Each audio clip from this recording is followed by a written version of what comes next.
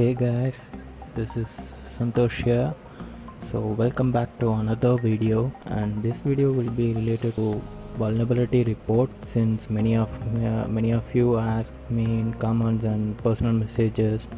So this will be all about the basic vulnerability report sample, right? I will show you the basic report through which you can report to the organizations and institutions which you have found a security vulnerability or a flaw in their website. Okay, let's move on to the session. Okay, this is our sample vulnerability report. This is a very basic sample report through which you can improve a lot, but to new players and new hackers, this is the sample report. This is acceptable worldwide. Okay, then the first threat title will be vulnerability report, or you can change it to what the vulnerability was, or like a XSS report or SQL injection report, that kind of stuff. But the file name should be vulnerability report, right? It is the basic thing. And the first thing should have vulnerability description. So the description about your vulnerability you have found should be in this paragraph. Description in the sense you can get it from OWASP top 10, or you can get it some through blogs, right? So what the vulnerability you are finding or found or discovered in the website you are testing should be in the description things. If you found an XSS, you should describe it as reflected or store XSS or that kind of stuff, right? In this case, we have given a sensitive data exposure vulnerability. Okay, this report is all about Anna University, right? Anna University is from India, Tamil Nadu, and it's from Chennai. So I have scanned the vulnerability report for Anna University. I have found the sensitive data exposure vulnerability report. I have reported this vulnerability through Bahay's platform. So this is the sensitive data exposure vulnerability description is given here. Okay, so the next domain will be affected domains paragraph, right? The affected domain section must be an important one. We should highlight this one, right? We can highlight this, but the affected domain must not be in the front of the report, like first in the session. Okay, because if it is in the first in the session, they will find the links or the affected domain and they won't read the full report you have given, and they may not reproduce the bug you have discovered in a correct manner, right? Since it depends on lot issues, right? The affected domain must contain the affected links, like the vulnerable link through which you have found the vulnerability through it must contain these, whatever the links, how much vulnerability you can find. It's not necessary to find just one vulnerability through a single domain, right? You can find various number of vulnerabilities in a single domain, so you must mention these domains here, which is a link. And the next section will be the impact of the vulnerability. This is also a very important one in a vulnerability report. The impact must be mentioned clearly. The impact, in this case we have taken a sensitive data exposure, so the impact will be it is against the GDPR rules and local privacy laws.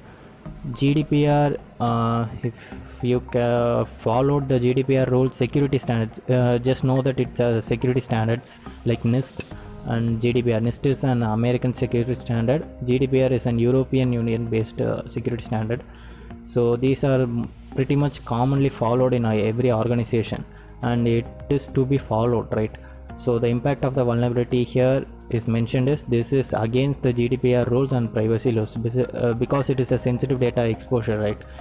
No sensitive data must be exposed because it can be exploited by hackers, right? So the next will be how to fix vulnerability. So this is a crucial section here, because you may not want to mention the full patch for it, but you have to mention the references, kind of stuff.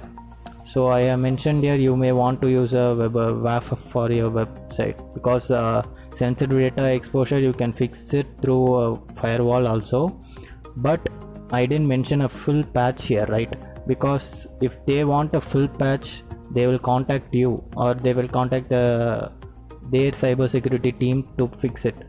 But you have to recommend general information about a patch.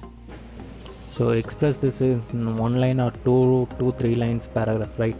Because they don't need a patch, they just need you, they just need that you know the full extension of the vulnerability that you have discovered. Because there will be hackers, right? There will be noob hackers which they know to find the vulnerability, but they don't know about the vulnerability.